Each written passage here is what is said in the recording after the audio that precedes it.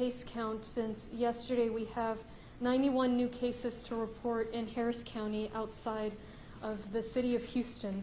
And thankfully, no new fatalities to report.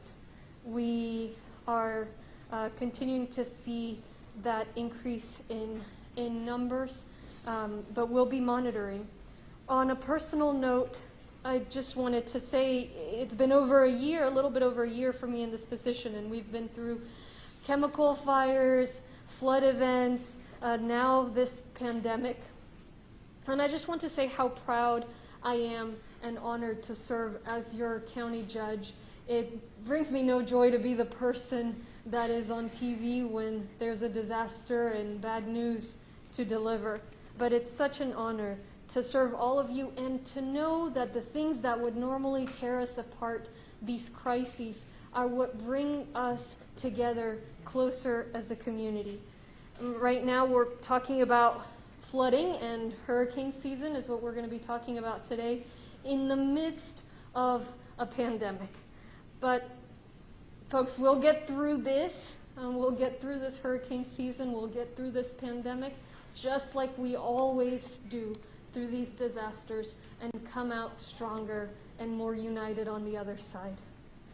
I wish I could stand here today and say that because of the COVID crisis, we all get a break this year from worrying about hurricanes, that we don't have to worry about a catastrophic storm.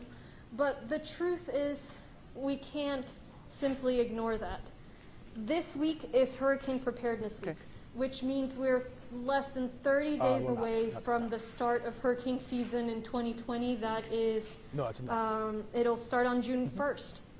Hurricanes don't wait for convenient times to arrive. Floods don't give us the courtesy of giving us a timeout just because there's another disaster we're dealing with. And I know this is a difficult time for our community, but as emergency managers, as public servants, it is my job, it's all our jobs to make sure that we're working together to prepare for a worst case scenario and for whatever may come our way. Before I provide information on what residents should do, let me share very briefly what we're doing here to prepare. We continue to be activated for the COVID response, but our Office of Emergency Management has been working to prepare for a potential hurricane response as well. We've been in touch with local responder agencies to make sure that our plans are up to date. We've worked with FEMA to deliver better wireless emergency alert notifications that can have a longer character count. Those are the alerts to your cell phone. They can be delivered now in Spanish as well. We've been exercising plans. We've been working with the Red Cross, for example, on contingency plans for sheltering during COVID-19 if needed, planning for any changes to the usual hurricane response that we have to make based on this virus. Of course, our flood control district continues to work full speed ahead. Our flood mitigation projects are still moving forward faster than ever before. Last year, we tightened development standards in Harris County outside the city of Houston as much as legally possible so that folks in Harris County don't flood their neighbors downstream as they build. Absolutely, but Russ. I can definitely hear a few margaritas shaking COVID, going on this afternoon on the Cinco de Mayo, and why not? We do have some nice warm conditions to enjoy, but it'll be a little muggy as well, and a few areas will have to deal with some isolated scattered showers coming down as we're watching a weak cold front push down across this way. Down near Brazoria County, Galveston County, we did see a little bit of some thunderstorm action earlier on, but those cells are fading away. We do see the line just pushing to our north. And you'll remember last year we had those heavy rains. You can definitely see behind me, the camera is very hazy. There's a lot of moisture in the atmosphere, making temperatures in the upper 80s to low 90s feel like they are into the low to mid 90s across the board. And there's plenty of moisture to go around, especially right along the coast. If there's a flood, will I be covered? According to FEMA, just 1 inch of water in your home can cause $25,000 in damage. Now's the time to check with your insurance company. Make sure that you are actually covered. A lot of insurance documents or policies don't cover flooding, so whether you're a homeowner or a renter, you need flood insurance separately or in addition to that to ensure that you're covered. That's the only way families can protect themselves financially from a flood. Most importantly, new flood insurance policies take 30 days to take effect. So with hurricane season just a few weeks away, it's important to begin taking those steps now and make sure that we're on time for that. For folks who may be experiencing financial hardships, FEMA extended the grace period this year to renew flood insurance policies. Normally there's 30 days. If you let it expire, you can extend it within 30 days. Now they're allowing 120 days. So if your policy expired between February 13th and June 15, 2020, you're going to have 120 days to renew it. If we have a historic rain, or if the rain falls where our flood control projects are not finished and your home floods, the county may not have enough damage to qualify for federal disaster aid. That's what happened during the May rains last year in Kingwood. If we do qualify for federal disaster aid, it may still take a while for that aid to arrive, and that aid will never be enough to make you and your family whole again. So the only guaranteed way to make your family whole again in the event of a flood is to have flood insurance. This is a crucial point. Just because you've never flooded before doesn't mean that you can't flood in the future. What we've seen, what we saw with Imelda, what we saw with the rains last May, was localized heavy rain. Imelda, it was almost Harvey levels, but in a particular area. And so that may strike a different area this year, perhaps an area where our drainage can't keep up, where our projects are not done, where there are different issues. And so it's a myth that you only need flood insurance if you're in a flood zone. Of the almost 4,000 homes that flooded from Imelda last year, 62%, so over 2,400, were outside the 100-year floodplain. 77% of folks who self-reported, after a survey we did for folks impacted by Imelda, 77% of those folks reported not having flood insurance. And if they'd had flood insurance, they would have received that aid. I remember visiting those homes after the rains in May, after the rain in Imelda, and it was night and day. The folks who had flood insurance were getting those claims answered, getting back on their feet. Those that didn't, we did everything we could to help. We stood up a relief fund. We got federal funding as quickly as we could, loans during May, disaster recovery funding after Imelda, but it will never be enough. And so I really encourage, if folks are able to either extend their flood insurance, there's this additional grace period this year because of the financial hardships. If you have it, check and see that it includes flood insurance, that it hasn't expired. And if you are able to purchase flood insurance, it's something that's really important, also recognizing the difficult financial situation people are going through. You can find more information at readyharris.org also on how to sign up. The second thing you can do, besides doing an insurance checkup, is making sure you have a kit, a hurricane preparedness kit. Having a kit doesn't have to be expensive. You probably have what you need at home, particularly given the pandemic and the fact that folks have been making sure they have enough supplies to quarantine. You just have to ensure you have supplies for around a week. Non-perishable food, batteries, particularly medications, whatever you need for your pets, just make sure you have that. And the last piece is knowing your zone. We've been fortunate with Hurricane Harvey, and since then, not to have to order an evacuation. But that doesn't mean it can't happen again. So now is the time to find out if you live in a hurricane evacuation zone. You can find the map at readyharris.org that has the zip zones, which are the ones we decide, which zones evacuate at which times, if that were to be necessary, and the map as well, the route that you would take. Most importantly, think about if you need to evacuate, where would you go? A friend or a relative's house? Where would you go? How would you get there? And so that's what we want. It helps us a lot as first responders, as emergency managers, for everyone in the community to help take these steps. Let me close by thanking the local media for doing this part with all of this. The media are a vital link between us and the community during an emergency. And so whether it's COVID or whether it's a hurricane, a heavy flood, a heavy rain, or a flood, and truly this is the fourth recommendation really is to stay tuned to the local news outlets who will always have the latest information. So when disaster strikes, we'll always keep you informed. But I wanted to make sure that folks are aware that as much as we wish we could avoid it, hurricane season is right around the corner this year. I'll repeat my remarks in Spanish, then Jeff Linder is here with the Flood Control District to give an update. He's a meteorologist, as you know, who's been very actively monitoring the predictions for this year and is always there as soon as there's a threat of bad weather. Dr. Shah will also make some remarks, and then we'll be available for questions.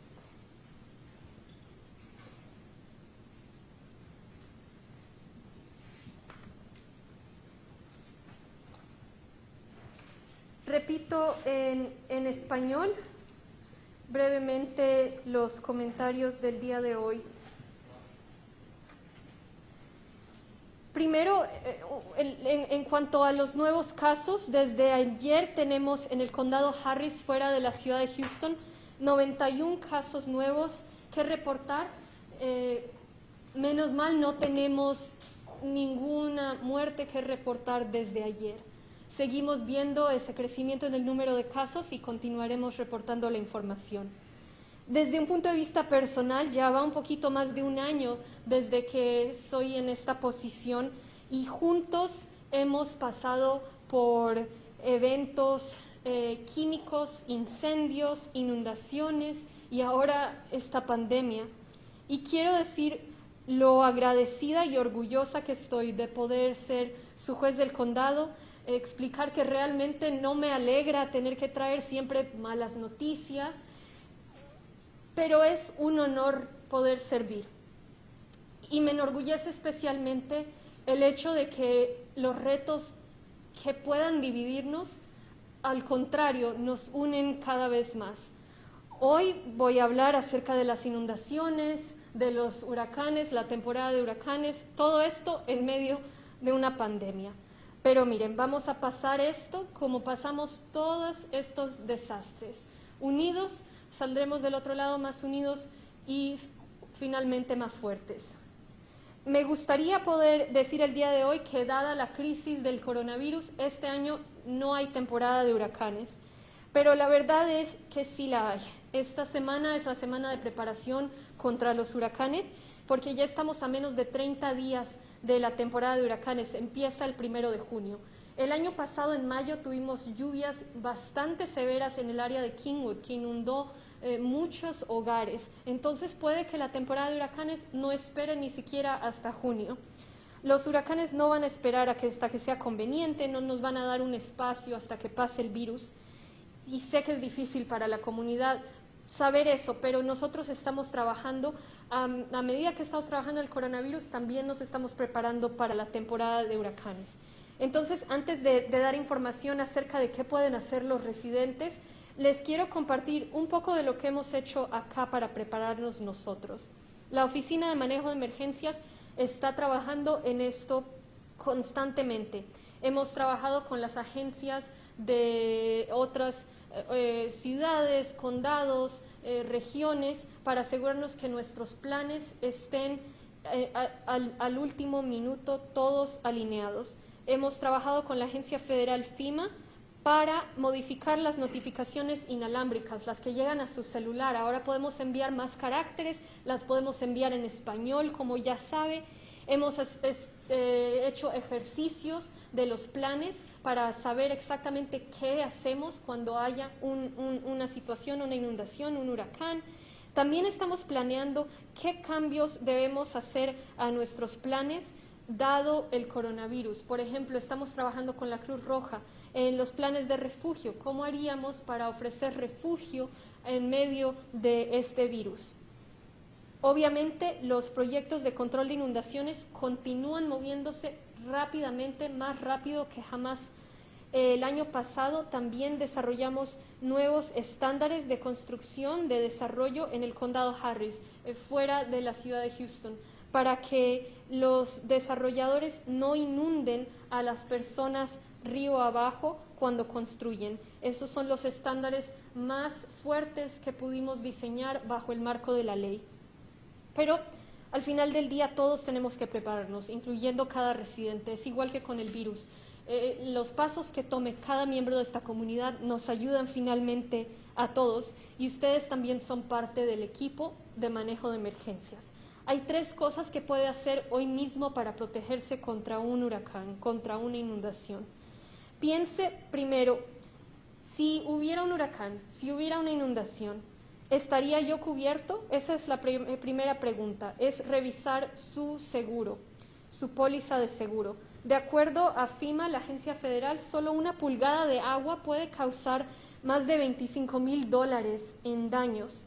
Este es el momento de revisar con su compañía de seguros, asegurarse que esté cubierto, saber dónde están sus documentos de seguro si hubiera necesidad de usarlos. La única manera de protegerse financieramente contra una inundación es tener una póliza de seguro contra inundaciones. Puede que su póliza de seguro del hogar no lo cubra, entonces es importante ver eso. Las pólizas nuevas de seguros contra inundaciones toman 30 días en ser vigentes. Con la temporada de huracanes a semanas nomás, es tiempo de empezar a mirar eso. Para aquellas personas en tiempos difíciles financieros, sé que muchos están pasando por esto, FEMA, la agencia federal, está extendiendo el periodo que les da a los clientes para renovar las pólizas de seguro de inundaciones. Normalmente dan 30 días, ahora son 120. Entonces, si se le ha vencido la suya desde febrero 13 hasta junio 15, si se le vence su seguro de inundaciones, contra inundaciones, tendrá 120 días para renovarlo. Más importante, es la única garantía que hay para que regrese a donde estaba antes de una inundación. Nosotros, por ejemplo, después de la lluvia en mayo, pedimos ayuda del gobierno federal y no calificamos. No había suficiente daño para que el gobierno federal nos enviara apoyo. Aún cuando llega ese apoyo del gobierno federal, tarda tiempo en llegar. Lo vimos en mayo, lo vimos en Imelda el año pasado. Las familias que no tenían seguro contra inundaciones sufrieron mucho. Hicimos nosotros lo que pudimos por apoyarlas, pero nunca va a ser suficiente. Aquellas familias que sí tenían seguro pudieron recibir la ayuda inmediatamente de la compañía. Y esa es la única manera de realmente protegerse. Solo porque no se haya inundado su hogar en el pasado no significa que no se pueda inundar. Las últimas lluvias que hemos visto, tanto en Imelda como en aquellas lluvias en mayo, han sido lluvias localizadas. Muchísima lluvia, casi niveles de Harvey, pero solo en un área específica. Eso puede suceder este año. Puede que sea un área donde no tenemos muy buen drenaje, donde todavía no se haya completado el proyecto de control de inundaciones, o simplemente tanta lluvia que sea imposible manejar. Entonces es un mito el hecho de que si vive fuera de un plano de inundación no se va a inundar. Todos en este condado deben tener seguro contra las inundaciones. Vivimos a meros pies del nivel del mar. De las casas que se inundaron durante Imelda el año pasado, se inundaron casi 4,000 casas. De esas, el 62% estaban fuera del plano de inundaciones de 100 años. Hicimos una encuesta de aquellas personas que se inundaron y el 77% de las personas que respondieron a la encuesta nos dijeron que no tenían seguro. Son personas que no creyeron que fueran a necesitar el seguro. Entonces, si usted piensa que no lo necesita, considere nuevamente. Información acerca de cómo comprar seguro está en readyharris.org. Entonces, el primero es revisar su póliza, extenderla si es necesaria y si puede. Sé que es un momento económico muy difícil, pero si puede, intente conseguir seguro contra las inundaciones. El segundo punto es construir un kit de preparación contra los huracanes. Ya prácticamente todo el mundo tiene eso en la casa, por lo que estamos preparados para la cuarentena. Comida, medicina, comida para los animales, las mascotas, asegurarse que tenga todo lo que necesita si tenemos que quedarnos en casa más tiempo por un huracán, baterías, linternas, todo eso. Y finalmente, el tercer punto, conozca su zona.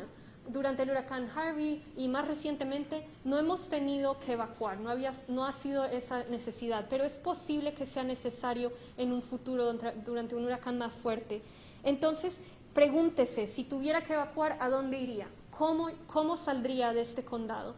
Puede ver su zona de evacuación también en readyharris.org. Entonces, esos son los 3 pasos. Finalmente, solo darle las gracias a los medios, tanto en el coronavirus como en una situación de inundaciones o de huracán. El cuarto punto prácticamente es estar alerta a los medios de comunicación. Tendrán ellos siempre la última información y nosotros compartiremos la información con ustedes.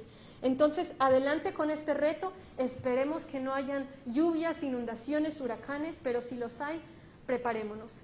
Muchas gracias. Ahora escucharemos del meteorólogo Jeff Linder y después del Dr. Shah. Finalmente responderemos todos a preguntas. Thank you so much, Jeff Linder. All right, thank you, Judge. So yeah, just looking at the seasonal forecast this year, you're going to hear a lot about that as we get into the month of May. And, you know, we start talking about numbers in an active season, and it does look like it is going to be an active hurricane season. One thing to keep in mind is just because we're looking at an active hurricane season doesn't mean we're going to get hit by a hurricane or even a tropical storm. However, that also means you have to prepare every year. So we've had active seasons where we've had nothing impact the state of Texas. We've had quiet seasons where we've actually been impacted by tropical storm and hurricanes. So we have to make the preparations every year for the hurricane season. Looking at this year, somewhere between 16 and maybe 18 named storms is the current forecast. On average, we have about 12 in a given year, so as you can see, an above average season. The number of hurricanes, probably about half of that, and a hurricane is 75 mile-per-hour winds or greater. So we're looking anywhere from 6 to 7 hurricanes, and then the potential for 3 to 4 major hurricanes. And a major hurricane is winds of 115 miles per hour or greater. And so just looking at some of those indicator factors, it does look like an active season for the Atlantic Basin. And so that brings us to the preparation standpoint. Right now it's May, so we have about a month to go before the start of hurricane season. It's good to start working on those preparation measures just like we do every year, this time of year, those hurricane kits, those plans, those evacuation plans that the judge talked about. And of course, part of that is flood insurance, and everybody should have flood insurance year-round, just not during hurricane season. As we know, we can have floods outside of hurricane season in April and May or even in the fall. And so we need to have that flood insurance, have it in place for this time of year as we get ready for that hurricane season. And of course, as the judge mentioned, this year we have the COVID-19 virus on top of our hurricane season. Obviously, this is going to continue through the summer months of hurricane season. And so we have to factor that into how does that affect things. And everybody needs to factor that into their plans. How do you make those plans with the knowledge that there potentially will continue to be the virus through the summer months?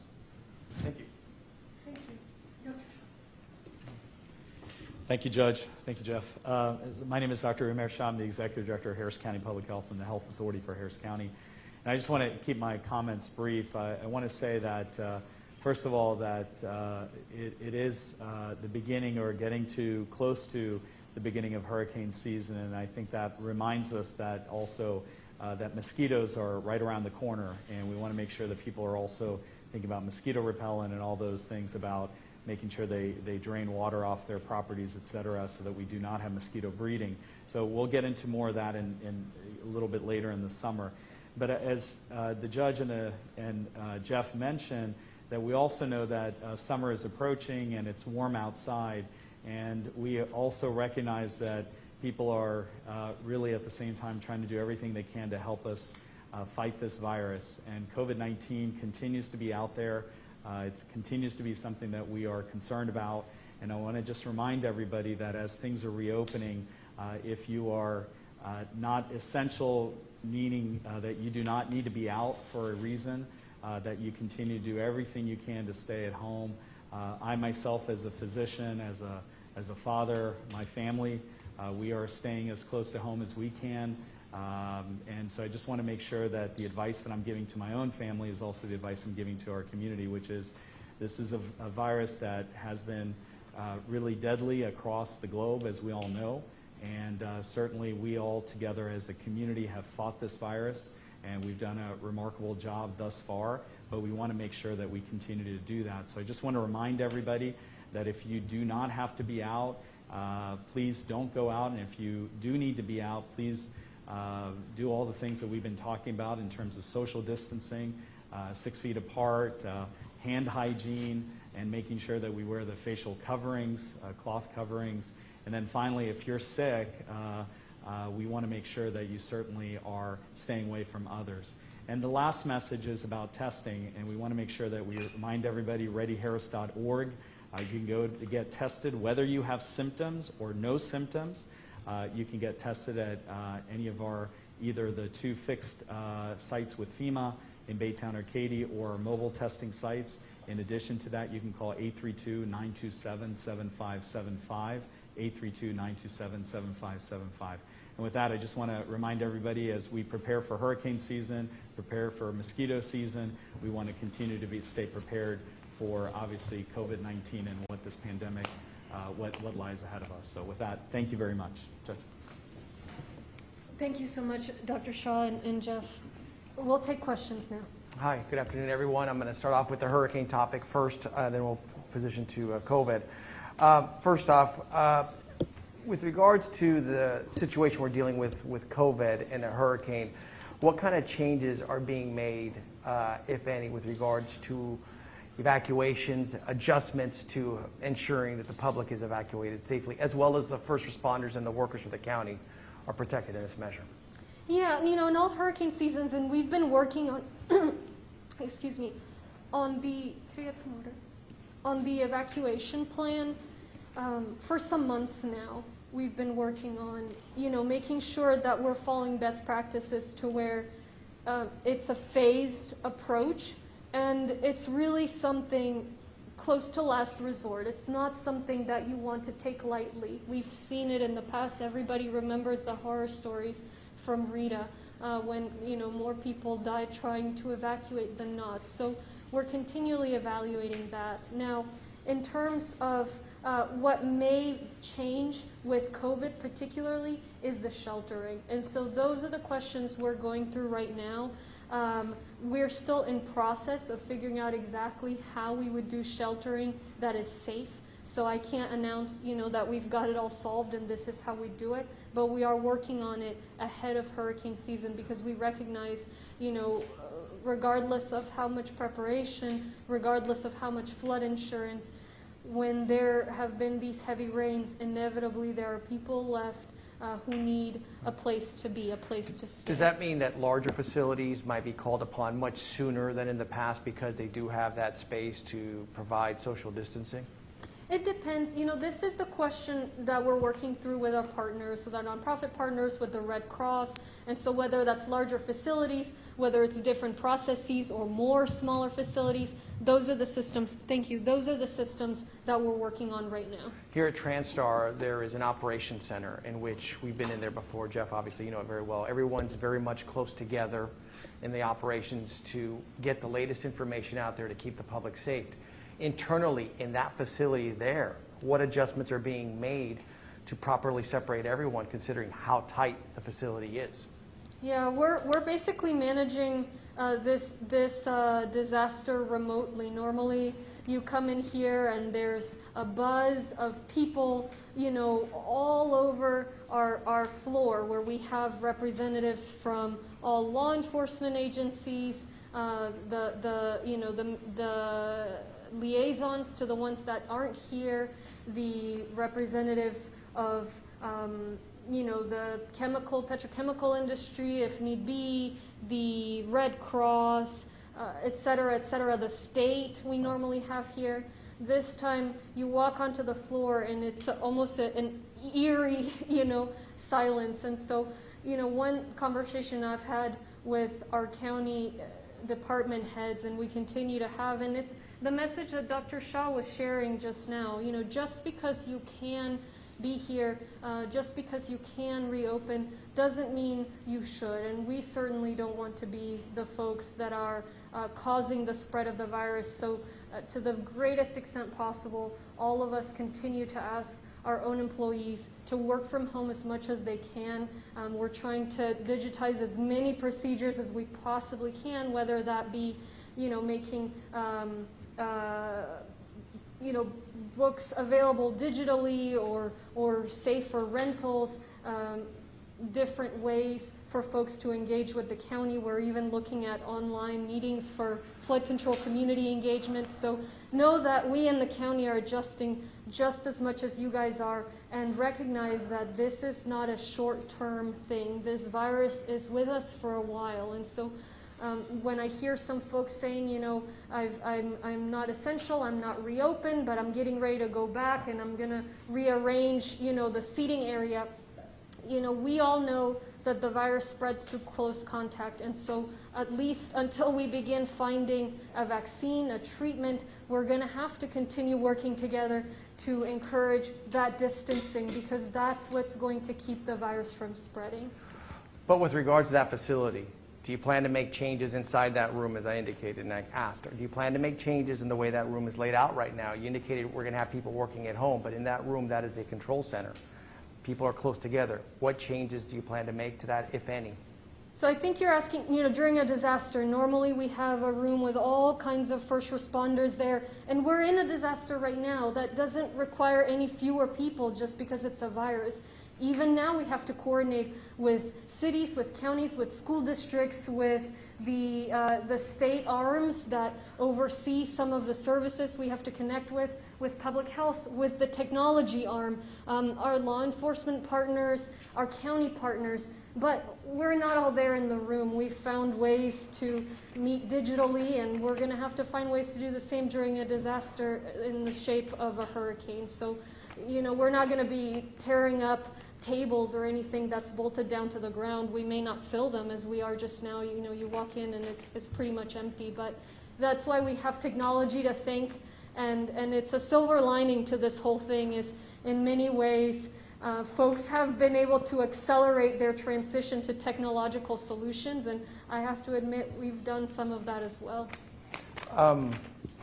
With regards to recent headlines, there have been many questions since you asked the public to post any businesses violating Governor Abbott's order. How many complaint forms has your office received? We asked from the beginning of this pandemic the community to partner with us, and that's why we've been successful. We've not avoided this crisis in exhibiting itself the way it has in places like New York or other countries. We've not avoided that fate because we've got some sort of special immunity or because we're unique. We've done so because we've worked together. And so from the very first order we issued over a month ago, I think, we've had a line where folks can report violations that they see. People have consistently been asking, you know, and emailing us and calling us and saying, hey, I have this concern, where can I report? Normally for the city they call 311. For us, we have this number. We're setting up our own 311 separately. But so that's something that we've put online since Friday. You know, that's existed for months. Now, since Friday when I signed the order reflective of Governor Abbott's order, we've received around 480 complaints from residents in Harris County who had a concern that they wanted to call our line and report, and we've dispatched that either to our own law enforcement agencies or to others to follow up. But that's nothing different from what we've done all throughout this. We've always said from the start, we're not a police state. We can't have a police officer outside of every business or on every street corner. Instead, we rely on residents, on everyday people to do their part and to say, hey, I'm really nervous about this employer who's making me come to work and I know shouldn't, and I'm worried about my family, I'm worried about my health, and who do I tell? Where can I share? And so that's the line that's existed and the online form that's existed now for months. That's nothing new. Of the complaints that were received so far, how many of them are legit and how many are spam or fake? Did spammers overwhelm the system and crash it? Yeah, there was an effort this past weekend from a fringe, out of town. The IP addresses were mostly out of town, but out of town groups opposed to life-saving measures that were trying to submit complaints. Now, I don't know how many were filed. What I do know is there were 480 or over 480 complaints by real people in Harris County concerned about their health. And as I've said, this out-of-state fringe attempt reflects the same thing we began seeing last week. We've been working incredibly well across political parties, across different jurisdictions, throughout this diverse county. And if we want to stand here a month from now, 6 months from now, a year from now, and look back and say we were successful in dealing with coronavirus, we're going to have to continue to do that. And so, I'm going to continue to focus on health and safety. Politics, polling, protests have no space in my mind. I'm focused on health, safety, and the health advice that I receive from doctors, from experts, from folks like Dr. Shaw or like Jeff Linder when we're talking about hurricanes. You indicated that you received about 480, Judge Hidalgo. Have you been able to identify, again, how many are actual violations, and were some of those calls to the same location? As I said, is 480, above 480, I don't know the exact number, but actual complaints from real people in Harris County who are saying, hey man, this isn't about you who's violating this order. We know that this is a contagious virus. We know that it spreads from person to person. We know that it spreads through close contact.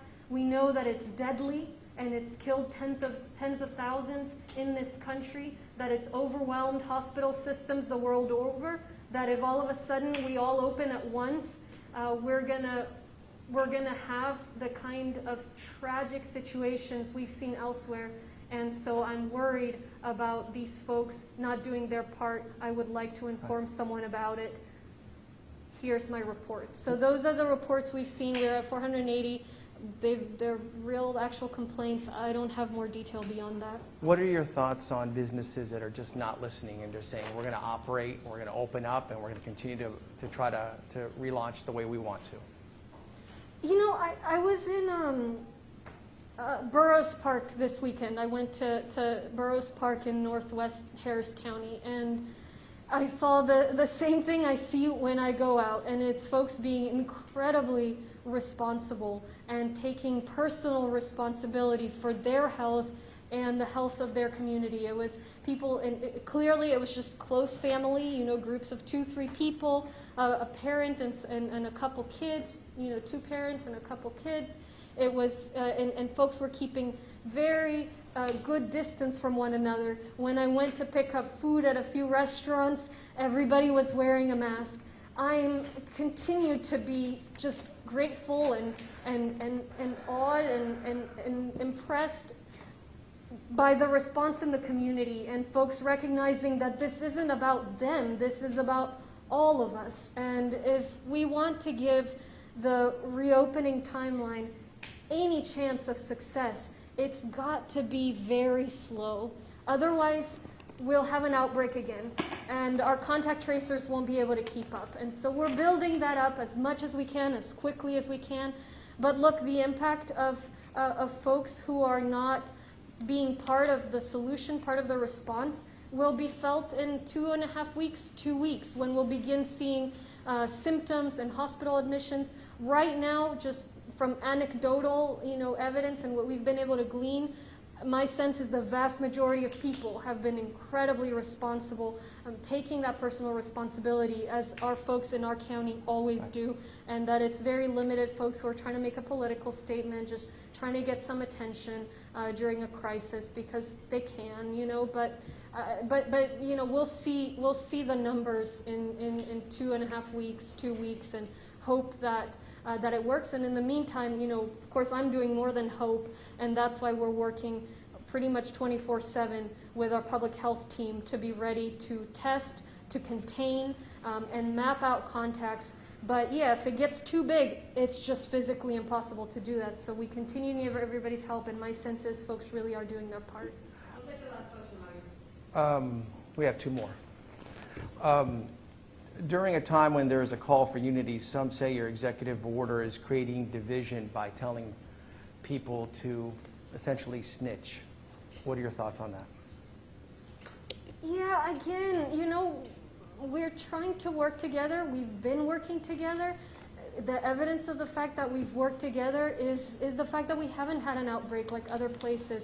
In terms of where folks can report a violation, a concern that they have, that they're scared, that they see an employer who's forcing them to come to work that they know shouldn't be open, a business where they know a lot of people are coming into close contact, and they're doing this not for themselves but for the community as a whole. We've always had a way for people to report. We don't have any other way to do it. We can't be a police state. That's not who we are. We can't send somebody into every single restaurant and every single street corner. And so we've always had a place where folks can report violations. Other jurisdictions have that. I mean, it's the only way that we can find out what's going on. So in terms of the order, I've been clarifying, and we need to continue to make sure it's clear. As the governor's order made clear, and then the Attorney General's clarification later on at the end of last week, that folks who are essential can open, folks who've been reopened by the governor can open, everybody else should not open. And in fact, those who can open shouldn't necessarily open. And that's what my order says. It is straight aligned with the governor's order. And remember, I've made these decisions based on what's best for our community. I don't derive any benefit in any way from saying, folks need to remain closed. What I see is a virus that spreads from person to person, that if all of a sudden folks decide we're done, we're back to normal, this is great, we're going to have a crisis. And I don't want that to happen on my watch. So I'm going to continue to be doing everything the healthcare professionals and the doctors tell me to do to make sure that we're preparing our community. And folks who want their 15 minutes in the spotlight, I'm not going to give it to them. Final question. Over the weekend, obviously through Twitter and your tweet, you asked the public to weigh in with their thoughts if someone has information of a potential violation. A few months ago, Channel 2 Investigates brought to you credible information of a potential violation within the county. Over 1,000 pieces of African art being stored in a refurbished county maintenance shed on the taxpayer's dime. At the time when we brought this to you, your response to us was, quote, "If you want me to say something negative, I am not going to do that." Why is your position of what you want the public to do different from your own actions? Again, I'm not trying to get into a political battle here, Mario. We're talking about literally life-saving information. We need folks to buy flood insurance or extend their insurance if they have it, to make sure that they have a kit. But we're asking you about that question. You need to let me finish. So we need people's help to stay abreast of, folks asked from the beginning, well, how will you know if a restaurant's at 25% capacity? We don't know unless somebody says, hey, something is happening. We've had folks from the very beginning of this order saying, look, my employer's forcing me to work. I'm sick. I can't do this. Who do I tell? I saw a big crowd. They're going to get folks sick. My grandma, their grandma could die from this. And so this is not a joke. Some folks are trying to derive political benefits from this. I don't come out stronger asking people to stay home or asking certain businesses to remain closed or asking folks to wear a mask. Tell me what kind of political benefit that gives me. It doesn't. And if some folks have political disagreements, I will debate them when it comes time to run for re-election. But right now, I'm trying to keep people alive. So that's all I have to say. Thank you. En español? No? Okay. Thank you. Thank you so much. Thanks. Gracias. Why did you give you a Do you want me to write it down?